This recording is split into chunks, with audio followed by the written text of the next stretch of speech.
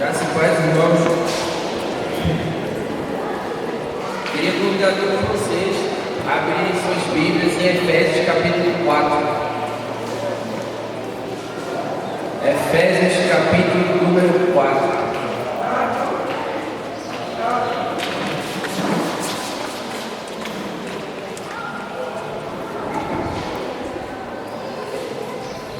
Efésios capítulo 4.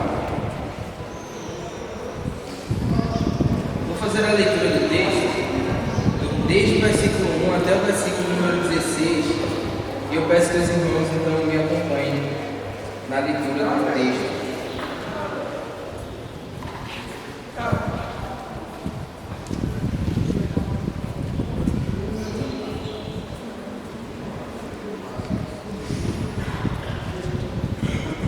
Efésios capítulo 4.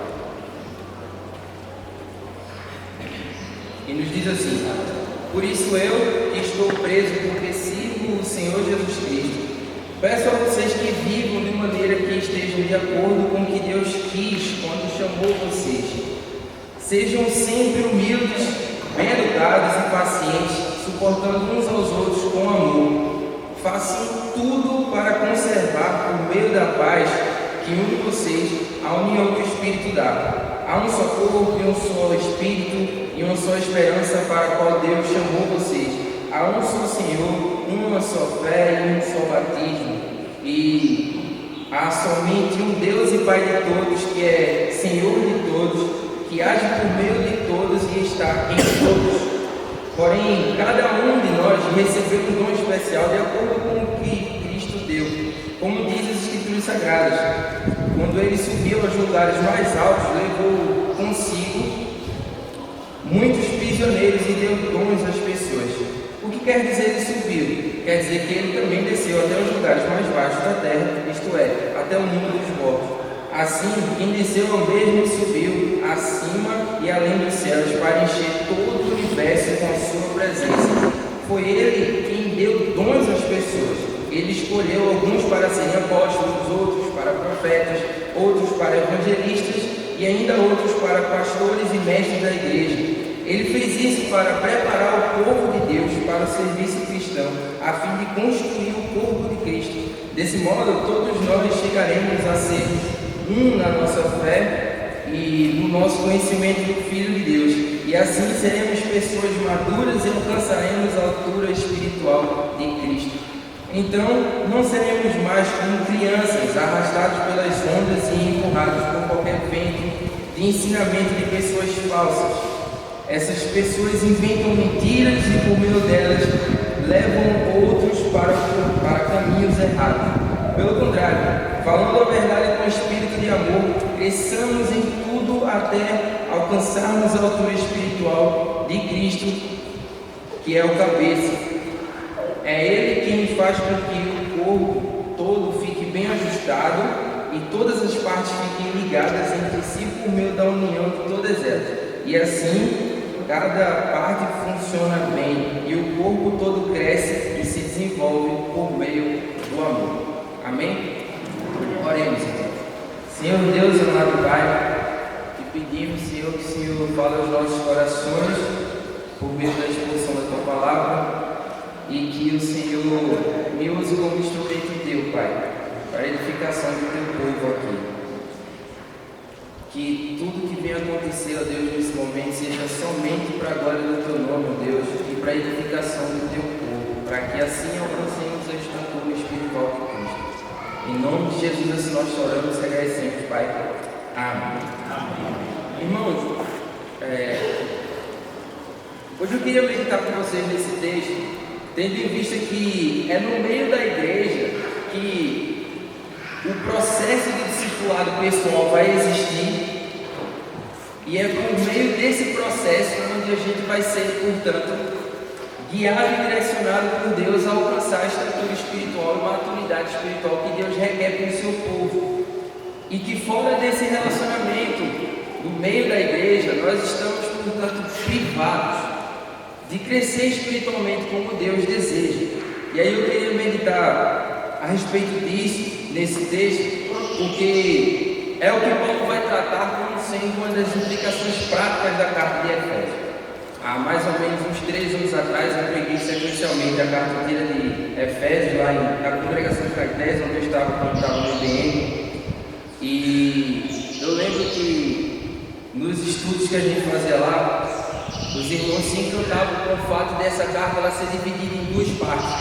Os 3 primeiros capítulos ele falam das riquezas que nós temos por pertencer a Jesus, e isso de forma doutrinária. Paulo vai, portanto, argumentar e deixar evidente essas riquezas, desde o capítulo 1 até o capítulo 3, e depois toda essa doutrina Paulo aplica na prática a partir do capítulo 4 até o capítulo número 6.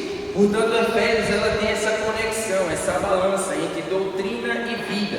Por isso que quando a gente olha para o capítulo 4, versículo já do número 1, quando ele diz assim, ó, por isso ele está dizendo que, e trazendo à tona tudo que ele falou desde o capítulo 1 até o capítulo número 3, dizendo para a igreja que vai ser impossível que ela viva essa unidade, esse crescimento espiritual, através das verdades que ele vai estabelecer aqui, se ela não tiver como fundamento, como base, as verdades de que foi Deus que lhe escolheu antes da fundação do mundo. Cristo foi aquele que veio para lhe redimir de todos os seus pecados e consumar no seu coração, através do agir do Espírito Santo, a obra redentora, e que essa salvação nos faz, portanto, estar unidos a Cristo, de tal forma que, da mesma forma com que Jesus foi ressuscitado dentre os mortos e está hoje assentado à direita de Deus Pai Todo-Poderoso, isso se aplica também a nós pela unidade que nós temos com Cristo.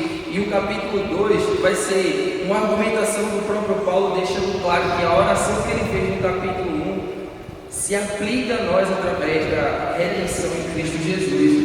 E aí ele mostra isso, nos fazendo lembrar que nós éramos, em outro tempo, merecedores da ira de Deus, pessoas que estavam mortas em seus delitos e pecados, trilhando o curso desse mundo.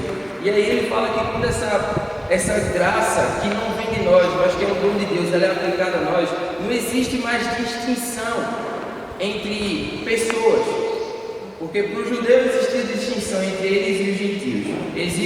Existe uma distinção também entre homens e mulheres, porque mulheres não eram circuncidadas, só os homens também. E aí a aplicação dessa graça no coração do pecador faz com que exista somente um povo. E aí já no capítulo 2 a gente vai perceber que não existe mais judeus e gentios, existe o corpo de Cristo, pelo qual Paulo ora no capítulo 3, pedindo ao Senhor para que a gente fique alicerçado, fundamentado nesse amor. E aí quando a gente vem, eu estou falando de forma bem rápida, tá certo, pessoal, porque o capítulo 4 tem muita coisa para a gente ver, mas só estou dando uma visão panorâmica. Quando a gente chega no capítulo 4, ele vai tentar aplicar tudo isso na vida prática da igreja. E a primeira coisa que ele diz é que, já no versículo 1, ele roga como prisioneiro de Jesus Cristo que a gente viva de forma digna da vocação a que a gente foi chamado. Tendo em vista que esse chamamento parte da própria pessoa de Jesus Cristo através da atuação do Espírito Santo em nossos corações. E alheio a isso não existe chamado, não existe vida com Cristo e nem muito menos relacionamento com Deus. E aí o apóstolo Paulo, do versículo número 3 até o versículo número 4, perdão, do versículo 2 e 3, ele vai nos mostrar 4 coisas aqui interessantes. Perdão, irmãos, minha cabeça está bem...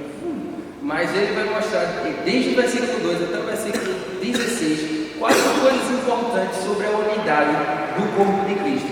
E do versículo 2 a 3, a gente vai ver a graça dessa unidade. Olhem comigo para o versículo 2 e 3, quando ele diz assim: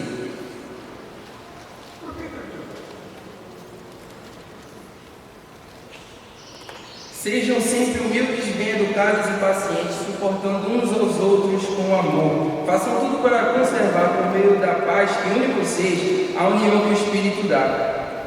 E aí, essa imagem nos é trazida, irmãos, porque ele diz assim, olha, vivam da forma digna da vocação que vocês receberam. E ele estabelece alguns passos para que isso seja real no nosso meio. E ele fala sobre unidade. Então, a primeira coisa que a gente tem que levar em conta na aplicabilidade da graça de Deus na nossa vida é a unidade do corpo de Cristo.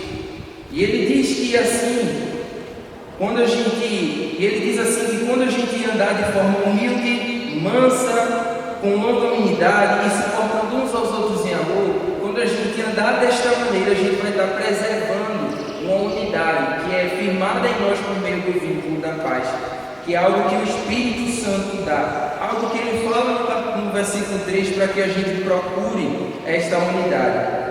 E a imagem que é trazida aqui, irmãos, é muito interessante, porque imagine que vocês têm duas folhas de papel, e aí vocês pegam um grampeador, como diz Augusto Nicodemos, e grampeia aquelas duas folhas. O que está segurando aquelas duas folhas? O grampo. E aí é interessante porque ele vai falar da forma em prática. O que nos une é o mesmo Espírito que Deus nos dá, o Espírito Santo. Ele é o vínculo que unifica toda a igreja de Cristo.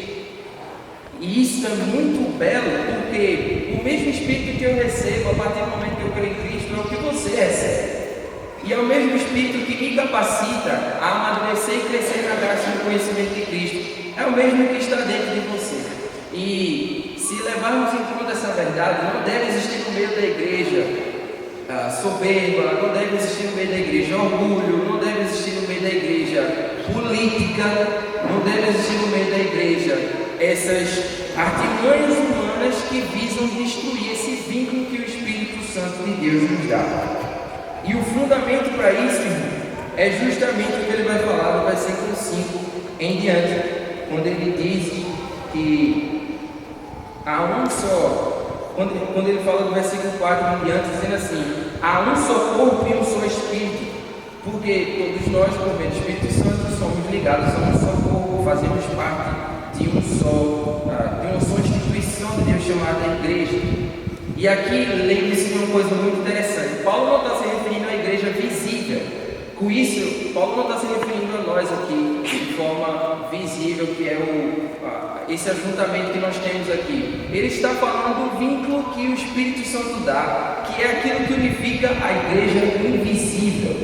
Porque na igreja nós temos o ajuntamento entre pessoas que conhecem a Deus e têm um relacionamento com Ele, e pessoas que não conhecem a Deus, que não desfrutam, portanto, desse vínculo e dessa unidade com o corpo de Cristo. Então, quando ele fala do fundamento dessa unidade, falando que há somente um corpo, ele está se referindo à igreja invisível. E ele fala também em um só Espírito que nos unifica, como também fosse chamados em uma só esperança, como ele vai deixar claro aqui, que esse chamamento que Deus nos dá visa despertar em nós uma esperança acerca da volta de Jesus Cristo, que irá nos libertar desse corpo miserável que nos leva a cair e a pecar. E aqui não pense que eu estou sendo gnóstico afirmando que o Espírito é bom e a carne é má, não. Eu estou falando que Cristo, quando vier, Ele vai redimir todas as coisas. E para onde Ele vai nos levar, não existe pecado.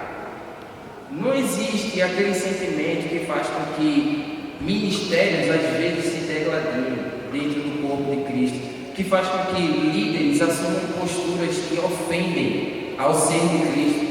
Não vai existir no meio do corpo de Cristo posturas que são mais mundanas e podres em termos de pecado lá na eternidade. Não vai existir mais isso no meio do corpo de Cristo. E essa esperança deve despertar em nós uma alegria tremenda. Porque eu não sei você, mas pelo menos na minha vida particular, quando eu erro, eu fico dizendo: Senhor, por que tu não volta logo? Para eu poder me libertar desse corpo que por muitas vezes, esse coração pecaminoso que por muitas vezes me direciona a falhar contra o Senhor diante da tua presença. Por favor, Senhor, volta logo. E aí ele está falando que essa esperança é o famoso Maranata, que grita no coração daqueles que buscam fielmente obedecer e viver com Cristo. Nós fomos chamados para uma só esperança. Portanto, o corpo de Cristo, vinculado pelo Espírito Santo, tem essa alegria e esse anseio por viver na eternidade juntamente com Deus eternamente, onde não vai haver pecado no meio do seu povo. Isso porque existe somente um Senhor. Nós servimos um Deus somente. Consequentemente, ele vai falar que existe só uma fé. E aqui não entenda a fé como aquilo que Deus produz em nós, para que pudéssemos, portanto, ser regenerados e salvos, para que pudéssemos ter vida espiritual. A fé relatada aqui é o conteúdo da palavra de Deus, o conteúdo das verdades bíblicas. E pense numa coisa que hoje faz com que igrejas fiquem divergindo umas das outras. Pense numa coisa que faz com que haja divisão. é a tal da verdade bíblica, que faz com que uns caminhem para cá, outros caminhem para cá e outros vão por ali. E, como diz alguns teólogos, torna a Bíblia até a fonte e a mãe de toda heresia, porque se levantam alguns aí que não estão de acordo com o vínculo do Espírito Santo e não tentam interpretar a palavra de Deus com base no que ela tem para dizer, e aí começam a dizer o que quer, a fazer o que quer, e surgem, portanto, heresias danosas para a vida da igreja. E lendo um livro, eu não passei por essa época porque eu não estava nem nascido, mas os que estavam vivos aí na década de 60, lembram do dente de ouro, né? E alguns anos atrás, lembram do pessoal aí que estava vendendo chave de terreno no céu, vendendo água que abençoa e coisas desse tipo, mercadejando, portanto, a palavra do Senhor. Paulo está dizendo que essas pessoas não participam desse vínculo aqui, porque esse vínculo aqui, ele subsiste através do senhorio de Cristo, através do agir do Espírito Santo, atuando por meio de uma só fé, ou seja, por meio de um só direcionamento que a palavra do Senhor nos dá. A igreja, portanto, ela subsiste, irmãos, fundamentada na palavra, e distante dela não existe igreja. Parece difícil a gente ouvir isso, mas ajuntamentos que acontecem por aí, que não visam pregar a palavra do Senhor fielmente, que não visam expor o Evangelho de forma verdadeira, que não visam aconselhar e edificar a vida das pessoas por meio da palavra que ela diz, aquilo ali não é igreja, aquilo ali é qualquer coisa menos igreja, porque é só por meio de uma só fé, uma só verdade que nós somos, portanto, firmados e unificados nesse corpo chamado igreja, corpo de Cristo. E aí ele vai falar isso, irmãos, dizendo também que existe só um batismo. E de novo, eu preciso dizer aos irmãos que Paulo ele tem um estilo de argumentação um tanto que diferenciado. Como eu disse aos adolescentes sexta-feira, Paulo ele argumenta de forma circular. Só que ele começa num círculo bem pequenininho e ele vai aumentando nesse mesmo círculo e se aprofundando nas verdades que ele está falando aqui. E aí ele falou sobre sermos um só corpo, falou sobre sermos um só espírito, falou que nós somos chamados de uma só esperança, através de um só Senhor, para que estejamos, portanto, firmados em uma só fé. E ele diz assim agora, um só batismo. E aí não pense que aqui ele está fazendo aquela distinção clara entre aspersão, ou imersão, ou coisa desse tipo, não. Ele está falando daquele lavar e derramar da água do Espírito Santo no coração do crente, que o regenera e o torna apto para fazer parte desse corpo. Ele fecha esse ciclozinho, ou pelo menos ele está caminhando para fazer isso, dizendo que é só por meio desse batismo no coração do crente que ele faz parte desse corpo. Portanto, não pensem que ser batizado meramente de forma externa, como acontece aqui em alguns períodos do ano, nos faz ser corpo de Cristo. O que nos faz ser corpo de Cristo é ser chamado pelo Espírito Santo de forma interna, viver fundamentado na palavra do Senhor e se submeter ao Senhor de Cristo, e viver em unidade, com humildade, mansidão, longanimidade, e suportando uns aos outros em amor. Isso nos faz ser corpo. E ele diz assim: há somente um Deus e Pai de todos, o qual é sobre todos e age por meio de todos. E é interessante como ele fecha essas ideias aqui acerca da graça da unidade, porque Paulo ele vai apontar que Deus ele age por meio de todo o corpo de Cristo. Não é somente por meio daqueles que assumem uma liderança, não é somente por meio daqueles que visivelmente estão se expondo no ensino da palavra, no louvor e na adoração, ou na liderança da igreja. É por meio de todo o corpo de Cristo. Você pode aprender e ser amadurecido por Deus através do mais recente cristão convertido, do menor até o mais velho. Todas essas pessoas, Deus age por meio delas. Deus age até por meio de pessoas que não pertencem a Ele, quanto mais para os que pertencem. Isso deve levar a igreja a entender o seguinte: que os dons e talentos que foram distribuídos para a igreja, e é o assunto que Paulo vai passar a argumentar agora, dados por Cristo, eles visam aperfeiçoar a igreja. E isso, irmãos, não deve se restringir a algumas pessoas especificamente. Isso é dado toda a igreja. E aí eu tenho um questionamento, eu vi várias igrejas que eu passei no interior, porque se criou um costume de que líderes precisam ser pessoas relevantes na sociedade, em termos financeiros, em termos de poder aquisitivo, e que as pessoas mais humildes e pobres, vamos dizer assim, não têm lá aquela posição na igreja que as pessoas tanto visam.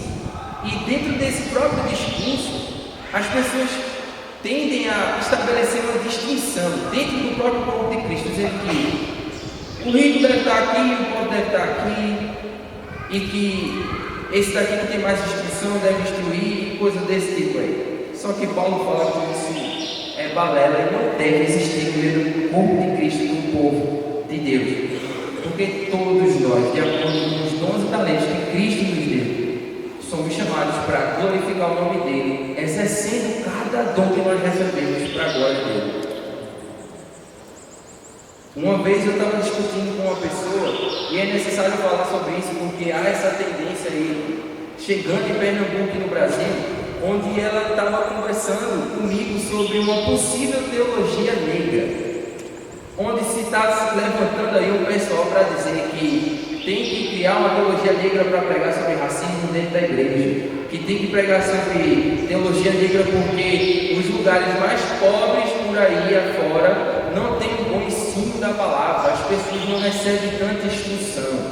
E aí eu fiquei de coração fechado para esse tipo de afirmação, porque eu sou pobre. Só para deixar bem claro aqui, quem me conhece sabe disso. Mas se eu estou, até o breve momento, sendo capacitado por Deus para ensinar a palavra dele, isso não se dá por conta de alguma posição social ou por conta de algum dinheiro que eu tenho, isso dá por conta do chamado de Cristo. E aí, há essa tendência de se criar uma nova teologia e um novo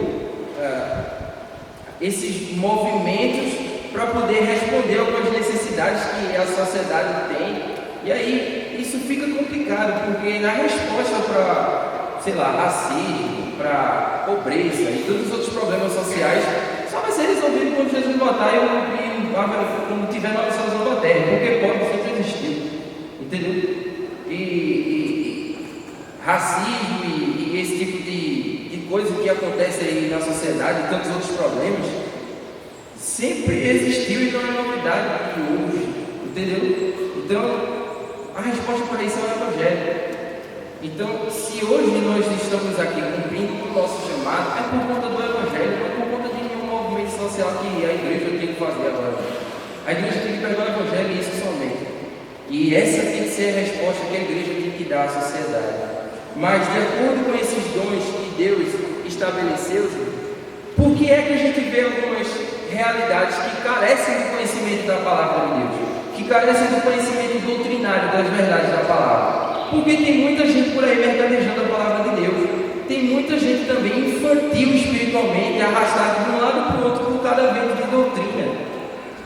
Eu já vi vários relatos de pastores presbiterianos que depois de fazer uma pregação expositiva maravilhosa, foi visitar um crente e ele estava assistindo o show da fé, com um copo d'água em cima da televisão. Complicado. O que Paulo vai passar a tratar agora é que esse tipo de ambiente, eles não visam a edificação do corpo de Cristo, porque as pessoas que estão como líderes ali, elas estão querendo encher os seus bolsos, e as pessoas que estão indo para aqueles lugares estão querendo adorar o Deus do seu ouvido, estão querendo escutar o que querem, como um desses hereges da atualidade, e eu vou citar o nome dele, Leonardo, se levanta para dizer que você é o centro do coração de Jesus. Que fofo! Que tudo que Jesus fez foi para você e por você. Enquanto que o próprio Cristo diz: a minha comida consiste em fazer a vontade daquele que me enviou e realizar sua obra. E o próprio Jesus diz em João 17: Pai, eu te glorifiquei na terra consumando a obra que me deste para fazer. Cristo veio para glorificar o nome de Deus. Por amor do seu nome, ele veio para cumprir a obra redentiva que Deus estabeleceu para que ele cumprisse. para a glória de Deus e não para o homem, não meramente para nós, como se ele mendigasse a atenção dos seres humanos. Então, se existem igrejas por aí que falta doutrina, que falta pregação fiel da palavra, é porque aquele ambiente ali, como eu falei no início, não é igreja, simples assim. E infelizmente as pessoas que estão lá, é triste dizer isso, é triste de observar isso, mas elas estão seguindo Deus do seu próprio umbigo, que pode até se chamar Jesus, que pode até se chamar Deus Pai Todo-Poderoso, mas que não está na palavra e que não está de acordo com a palavra. A igreja subsiste, portanto, somente fundamentada na palavra de Deus. Mas por que Deus então dá dons e talentos às pessoas? Observe comigo de forma clara, e ele vai trazer uma imagem muito interessante de um Senhor aqui, desde o versículo 7 a 11, vocês veem essa linguagem meio diferente que Paulo usa para dizer que ele subiu aos céus, depois desceu e fez tudo aquilo ali. Essa imagem é utilizada por Paulo para demonstrar o caráter de alguém que é vitorioso sobre uma guerra e que leva cativo consigo os prisioneiros daquela batalha. Mas é interessante que Cristo ele veio, conquista a vitória. Não estranha essa linguagem não, porque é literalmente isso que ele fez. Ele pisa na cabeça da serpente, ele conquista a vitória para o seu povo, e os cativos que ele traz para si, ele não mais chama de prisioneiros, ele chama de amigos. Ele não mais chama aquelas pessoas de escravos, mas ele as liberta para que elas pudessem ser chamadas filhos de Deus. Então ele chama esses para fazer parte do seu povo. E a imagem disso está clara naquele versículo. Ele nos libertou do império das trevas, ele nos transportou para o reino do seu Filho amado. Cristo vem com esse rei glorioso e traz para si o seu povo, como cumprimento da promessa de todo o Antigo Testamento. Eu serei o seu Deus e vocês serão o meu povo. Então, quando a gente olha para Cristo aqui no estabelecimento da sua igreja, ele trazendo para si esses prisioneiros, ele faz com que a sua igreja não esteja aqui nesse mundo jogada ao léu, mas ele põe pessoas com dons específicos para poder direcionar essa igreja. E aí a imagem que nos é trazida em todo esse texto é sobre o corpo, certo ou errado? Certo. Gente, um corpo pode funcionar sem uma perna? Pode ou não pode? Pode funcionar sem os dois braços? Sem os olhos? Deu para entender o que eu estou querendo dizer. Mas ele funciona sem o cérebro. Da área da saúde aí, através das máquinas, sei lá, pode me evitar isso. Mas ele funciona assim, o coração e sem alguns órgãos, sem os pulmões, por exemplo, e alguns outros órgãos extremamente importantes. Ele pode até funcionar, mas vai funcionar durante um período específico. Né, não? O que Paulo está falando aqui, e aí quando ele vai relatar nos versículos seguintes, especificamente versículo 12, versículo 11, ele vai dizer assim: foi ele quem deu dons às pessoas, ele escolheu alguns para apóstolos, outros para profetas, outros para evangelistas, outros para pastores e mestres da igreja. Perceba que todos estes que estão sendo relatados aqui têm uma tarefa específica: dominar, explicar, aplicar, através do ensinamento, a palavra. Os apóstolos foram algumas pessoas específicas chamadas por Cristo para fazer isso. Não existe apóstolo hoje, eu acredito que eu não preciso gastar tempo falando sobre isso. Os evangelistas são aqueles que são chamados pelo Senhor para pregar o Evangelho, e isso é fundamentado na verdade, e isso é interessante, porque quando eu fui lá para o interior, algumas pessoas pensaram que eu ia para lá aprender a distribuir folheto no meio da rua, e a segurar uma faixa dizendo Jesus te ama, ou coisa desse tipo. Isso não é uma tarefa do evangelista somente, não. Isso é só um método que ele tem para poder falar do Evangelho, e olha lá, mas a tarefa do evangelista é de pregar a palavra de Deus fielmente. Então, para isso ele precisa dominá-la, para isso ele precisa ter as bases mais profundas para poder fazer isso. Ele precisa de fundamentos. E aí, o outro grupo de dons que é chamado aqui é os pastores e mestres. E aí eu queria ler um comentário aqui para vocês, bem rapidinho, quando ele diz assim: pastores e mestres constituem um só ofício com dupla função. Deus chama alguns para serem pastores e mestres, ensina e exorta, e ele alimenta, cuida, protege, vigia e consola as ovelhas. Ele faz isso por meio da palavra. A palavra é o alimento, a vara e também o cajado que o pastor usa para, portanto, disciplinar e levantar aquelas ovelhas que estão tropeiras. Embora todo pastor deva ser um mestre, nem todo mestre, é um pastor. Todos os 5 dons vistos até aqui estão ligados ao ensino das Escrituras. A palavra é o grande instrumento de edificação da igreja. Já ouviu aquele discurso? Vamos se reunir e vamos fazer um monte de coisa, e a gente não precisa de doutrina não, e a gente vai se edificar em Cristo. Já ouviram esse discurso? É recorrente, não só para aí fora. E a ideia é: vamos nos edificar, vamos crescer. Só que o que está sendo estabelecido aqui é que algumas pessoas são chamadas para que a igreja cresça por meio do ensino da palavra. E sabe o que tem feito várias pessoas de comunidades pentecostais por aí afora a aderirem e frequentarem igrejas de cunho reformado? Não é nada sobre reforma não, porque eles não sabem nada sobre isso não, viu? E não estão nem ligando para essas coisas. É a exposição da palavra, é a pregação bíblica. E aí o pragmatismo vem para dizer que se eu pregar em tanto tempo, as verdades vão entrar na mente da pessoa, e aí eu vou ter mais eficácia na pregação da palavra, e depois aquelas pessoas vão sair dali alimentadas. Enquanto que está se esquecendo que a palavra ela deve ser ensinada de forma exaustiva, orgânica, sistemática e expositiva, e assim vai. O que alimenta a igreja e o que edifica o povo do Senhor é conhecer as verdades bíblicas. Para que Deus faz isso, portanto? Olha para o versículo número 12. Ele faz isso para preparar o povo de Deus para o serviço cristão, a fim de construir o corpo de Cristo. E vê que imagem bela. Nós estamos, portanto, sendo capacitados e chamados por Deus com o alvo de cumprir com o que Deus deseja para a sua igreja. E Ele vai deixar claro isso nas verdades aqui nesse texto. É para que a gente pense as mesmas coisas em termos doutrinários. É para que a gente tenha o mesmo conhecimento pleno da pessoa de Jesus. E a tradução em TLH não vai se utilizar dessas palavras. E aí eu estou citando a R.A., onde ela diz que até que cheguemos ao conhecimento pleno do nosso Senhor Jesus Cristo. O ensino da palavra deve existir até que isso aconteça. Só que como é que a gente esgota uma pessoa que é eterna e infinita em seu ser, atributos e qualidades? Nunca. Então, se você pensa que vou participar de um processo circular e aprender sobre algumas verdades, e assim ter um conhecimento de Jesus o suficiente para estar satisfeito com Deus e no conhecimento dele, você está altamente equivocado. Porque quanto mais a gente conhece, mais a gente vê que falta conhecer muito. E é uma estrada sem fim. Conhecer a Cristo não tem fim.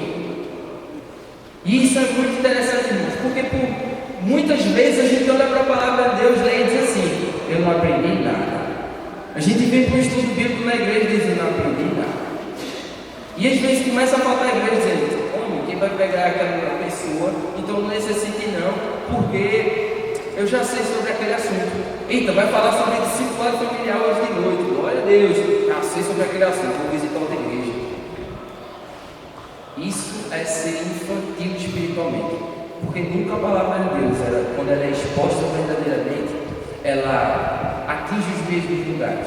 E aí eu utilizo uma imagem que Iago Martins fala no podcast, quando ele diz que a palavra de Deus é como uma represa, e quando essa represa estoura, ela alcança todas as áreas mais escuras e apertadas da vida cristã. E a palavra de Deus é suficiente para cada aspecto da vida humana. É óbvio que ela não vai apresentar coisas de forma clara sobre todas as coisas do universo, mas interpretada e muito bem aplicada na vida coletiva da igreja, e é sobre o que eu vou encerrar falando aqui. A palavra de Deus, ela tem sim uma resposta para todos. Ele fala também que o propósito de Deus em dar dons a essas pessoas para que por meio da palavra ela edifique a igreja, é porque a igreja sendo edificada, viva com a mesma pureza de Cristo, como ele vai dizer nos versículos posteriores.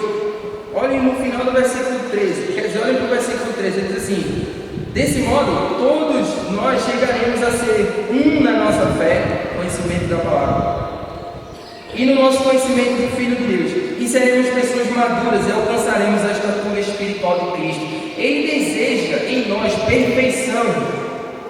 É literalmente o que Deus deseja. Difícil e impossível nessa vida aqui, mas o que Ele deseja para nós é o alvo. E sabe por que o alvo é colocado lá em cima? Para que ninguém possa dizer assim: meu Deus, já cheguei lá. E aí eu entendo que as pessoas que faltam à igreja, não tem comunhão com o corpo do Senhor, pensem na mente delas que já são perfeitas, que não necessitam da palavra. E é um negócio até que passa a sair de direto, né? Se você não sabe a Bíblia decorada, carrega ela no seu bolso. E aí cria-se esse costume de não utilizar mais a palavra de Deus para os seus devocionais, de não utilizar a palavra de Deus mais nos cultos e nos pequenos grupos e em outros ambientes. Se você já decorou toda a Bíblia, parabéns, louvado seja Deus, você é o cara. Do contrário, se fundamente e conheça mais esse livro, essa fonte inesgotável, onde a gente é conduzido a se parecer com Cristo.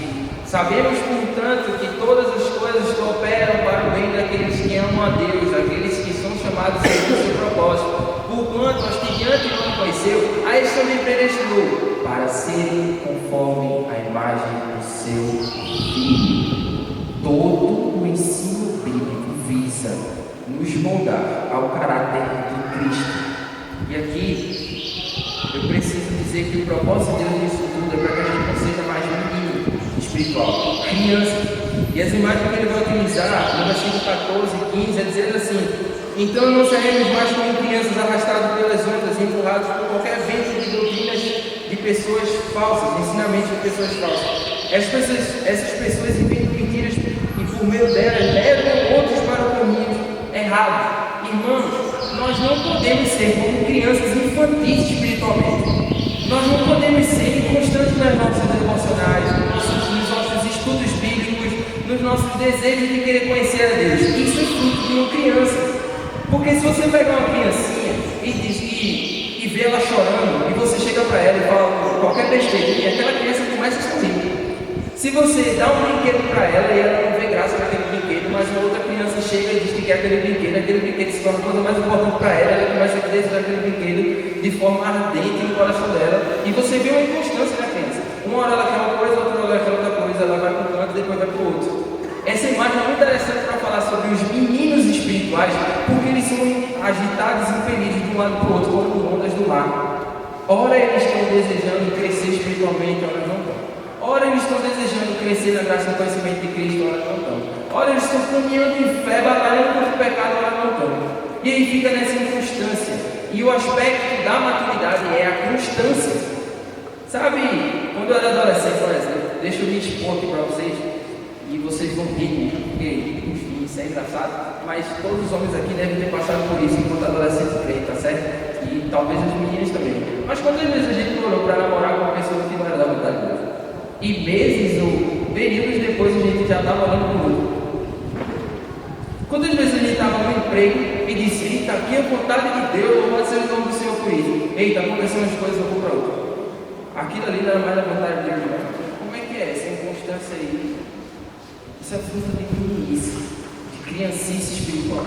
E aí Deus deseja que a sua igreja alcance a estatura de Cristo e o padrão é alto. Ou seja, quanto é que a gente precisa aprender de Bíblia? Quanto é que a gente precisa aprender das Escrituras Sagradas para chegar à estatura do conhecimento de Cristo? Que com 12 anos de idade dava aula com isso para os mestres e fariseus da sinagoga. Com 12 anos de idade dominava a lei. E aí entra um aspecto muito interessante que faz ligação com a noite. Quando é que você, pai, tem investido para que seu filho cresça em todas essas verdades que estão sendo ditas aqui? Porque, deixa eu lembrar uma coisa, ser mãe e pai é um chamado. E Deus requer aqueles filhos para si, dentro da aliança que Ele estabelece conosco. E sabe qual é o papel da gente? Da gente, vocês, pais, é de ensinar a palavra de Deus. E isso dentro de todas essas estruturas que são apresentadas aqui, com vistas ao aperfeiçoamento, com vistas à unidade na fé, para que aquele menino e aquela menina alcance a estatura de Cristo. Se você quer pai, não investe em conhecer a palavra de Deus, e como o profeta de sua casa não ensina a sua esposa nem seus filhos, você está descumprindo com o chamado que Deus lhe deu. Essa ordenança não recai para a mulher, isso é do homem. Ele que tem que ensinar a palavra de Deus e trazer os fundamentos da verdade bíblica para a sua casa. Esse é o nosso dever, como homens. E aí a gente precisa gastar tempo mesmo, porque o trabalho vai ser cansativo, a rotina vai ser desgastante, mas Deus nos chama para cumprir com esse chamado. E que coisa bela há em cumprir esse chamado. E a mulher está ali para auxiliar ele nisso. Então caminhem juntos para a glória de Deus, para fazer com que o seu lar seja o lar onde Deus habita e onde todos aqueles que fazem parte desse lar cresçam na graça e conhecimento de Cristo e alcancem a estatura espiritual de Jesus. E irmãos, finalizando, portanto, eu queria fazer uma citação aqui breve de algo que eu iniciei falando. Porque se eu comecei falando sobre discipulado, algo que acontece no ambiente da coletividade, a gente precisa, portanto, entender que ele só se justifica em coletividade. O cristianismo ele é diferente do islamismo, porque o islamismo ele entende que Maomé ele tem uma referência, ele tem um padrão em si para todas as áreas da vida, isso através das informações de sua vida. O que eu estou querendo dizer isso? Para a fé muçulmana, Maomé superior a Jesus, porque Maomé foi um padrão de vida para todos os aspectos da vida, ou seja, para ele Jesus não pode ser um padrão a respeito de casamento, Jesus não pode ser um padrão a respeito de guerra, porque Jesus nunca participou de uma guerra, Jesus não pode ser padrão de muitas coisas. Portanto, Jesus é só uma figura histórica que tem relevância em algumas áreas, como tratar inimigos, como ensinar a orar e coisas que estão explícitas na palavra de Deus. E isso é muito interessante, irmãos, porque por muitas vezes o pensamento islâmico está correto, não por culpa da palavra de Deus, mas por nossa culpa. Porque o cristianismo que a gente vende para o mundo é um cristianismo de receita. É um cristianismo onde a palavra de Deus ela não está sendo aplicada e direcionada nas demais áreas da vida do cristão. Então, portanto, eles vão entender que o Islã e não o cristianismo proporciona uma orientação completa para todos os aspectos da situação da vida, não só nos aspectos individuais, mas também no social, nacional e internacional. E aí é interessante, porque a Bíblia não é um livro que se procura falar sobre todos os detalhes da existência, mas tem um conteúdo que se aplica a ela. Lembrem da imagem, é como uma represa que quando estoura ela vai para todos os lugares da vida humana. E como diz Abraham Kuyper, Cristo, como sendo o Senhor de todas as coisas, ele olha para cada aspecto, detalhe da vida humana e diz, olha, tudo isso aqui é meu. E o que eu quero dizer aos irmãos para finalizar aqui é o seguinte: o discipulado é aquilo que vai proporcionar para nós um ambiente no ambiente coletivo que a gente vai perceber que o discipulado nos oferece esse crescimento. Porque talvez eu não tenha experiências com a perda de um parente querido, mas tem pessoas na igreja que acabaram de perder um parente querido, e através da dor e do sofrimento daquela pessoa de forma didática, Deus trabalha no meu coração. Sabe quando a gente está conversando com uma pessoa que está passando por alguns problemas, a gente diz assim, olha, eu estou aprendendo com isso também. Isso é discipulado. E Deus deseja que a gente viva nessa unidade, nesse corpo a corpo, nessa aproximação. Cai por terra essa ideia de um cristianismo individualista e altamente egoísta. Esse cristianismo onde eu só necessito chegar 5 minutos depois que o culto começou e ir embora 5 minutos depois que o culto está prestes, 5 minutos antes do culto terminar. Esse cristianismo onde eu só preciso fazer 5 minutos de devocional e ir embora fazer as coisas no meu dia a dia. Esse cristianismo onde eu só posso ou devo encontrar as pessoas no domingo e dizer a paz do seu irmão, Deus te abençoe. Como é que está a tua família? Estou bem, não sei o que, não sei o que. Ah, beleza, massa, Deus te abençoe. Vou embora para minha casa e eu boto no meu coração que aquilo ali é relacionamento e comunhão. Isso é ser desigrejado. Porque igreja, ela funciona na doutrina dos apóstolos, na comunhão, no partir do pão, nas orações, no ir casa em casa, no relacionamento pessoal e diário, constante do povo de Deus. E aí, para terminar, eu faço duas perguntas para você. Quanto é que você amadureceu do começo do ano até agora em termos de conhecimento bíblico? Em termos de alcançar a estatura de Cristo? Quantos pecados você abandonou? Quantas verdades e livros você estudou desde o começo do ano que acrescentaram a sua vida com Cristo diariamente? E o quanto que isso desagou aí nos seus relacionamentos com as pessoas ao seu redor? Quanto que todas essas verdades levou a estar mais unido com pessoas esse ano na igreja? Ou será que você é só aquela pessoa que está aqui lindamente maravilhosa, com os óculos bonitos, cabelos maravilhosos, mas não tem relacionamento com o povo de Deus? Quanto é que essa verdade tem que levar a crescer em Cristo? E a última pergunta, irmãos, é o seguinte: se temos, portanto, esse chamado de Deus de crescer na graça e no conhecimento dele, fundamentado na sua palavra, e isso de acordo com o estabelecimento dos dons espirituais que alguns recebem de ensinar essa palavra, por que a gente descarta tanto esse ensino? Por que a gente não investe nisso? Isso recai para líderes de pequeno grupo, isso recai para a liderança dos ministérios. Por que a gente não investe em exposição da palavra, em ensino bíblico, mais e mais? Não estou dizendo que isso não está sendo feito, não. Mas individualmente, na nossa vida particular, por que a gente não investe nisso? É de muito mais proveito, como o Regis pregou semana passada, os exercícios espirituais, do que qualquer outra coisa. Então, que esse texto nos leve a pensar de forma clara. Nós precisamos dessa vida em coletividade, porque é nela que Cristo opera em nós, através do auxílio de cada junta, o crescimento de Cristo em nós. Isso para a glória de Deus. É fato que nós vamos falhar, é fato que nós vamos ver erros no meio do povo do Senhor, porque é uma comunidade de pecadores.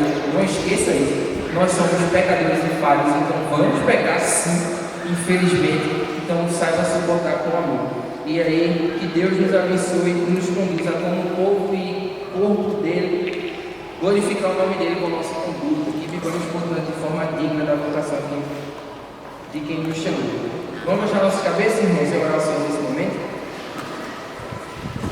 Oremos. Senhor Deus, eterno Pai, nós te louvamos pela tua palavra, nós te louvamos, Senhor, porque tu és maravilhoso em nossas vidas, e rogamos ao Senhor, Pai, que nos instrua mais e mais na tua palavra. Te agradecemos a Deus por essa manhã aqui e te pedimos que nas demais salas da EDB, Deus, a gente possa, o tempo que nos resta, Senhor, aprender a tua palavra mais e mais, nos aprofundar nela.